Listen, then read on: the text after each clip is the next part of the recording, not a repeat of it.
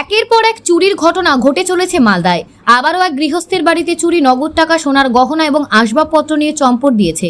ঘটনাটি ঘটেছে মালদার মানিকচকের চৌকি মির্দাতপুর গ্রাম পঞ্চায়েতের শ্যামপুর এলাকায়। রবিবার ভোররাতে আফসার মুমিনের বাড়িতে চুরির ঘটনা ঘটে। ঘটনা সম্পর্কে জানা গেছে, রবিবার ভোররাতে অন্যান্য ঘরে ঘুমিয়েছিলেন পরিবারের সদস্যরা। সেই সুযোগে ছাদ দিয়ে ঘরে ঢুকে শোকেস থেকে আনুমানিক 1 লক্ষ টাকা, সোনার গহনা এবং প্রয়োজনীয় আসবাবপত্র নিয়ে পালায় দুষ্কৃতীরা। পুরো ঘটনার তদন্ত শুরু করেছে মানিকচক থানার পুলিশ। কিভাবে চোর ঢুকলো দেখতে পাইনি। তাতে আমার ওই বাক্সাতে ছিল আলমারিতে 1 লক্ষ টাকা ছিল, একটা ছিল কি বলে আমার পোলা ছিল সোনার, একটা আংটি ছিল, 3টা চঙ্গি ছিল, আর ছিল একটা তোড়া ছিল আমার মেয়ে।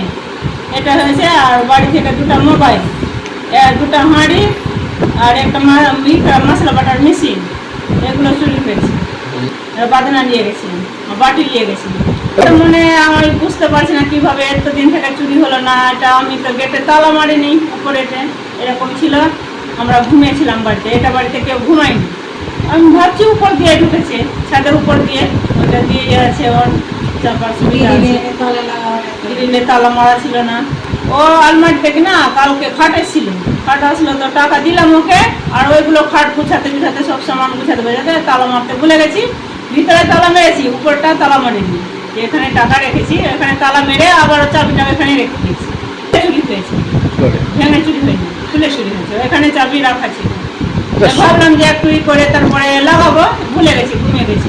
মোটামুটি 3 থেকে 3.5 লাখ টাকা সোনা টোনা কি ধরে জানে, এক ভরি সোনা, এক ভরি সোনা।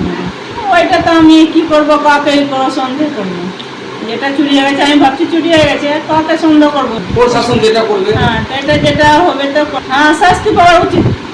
যদি ওই ধরতে পারে তো আমি নিজের যতটা জিনিস আছে আমি আগেই করবো। আমার এটা তো শ্যামপুর।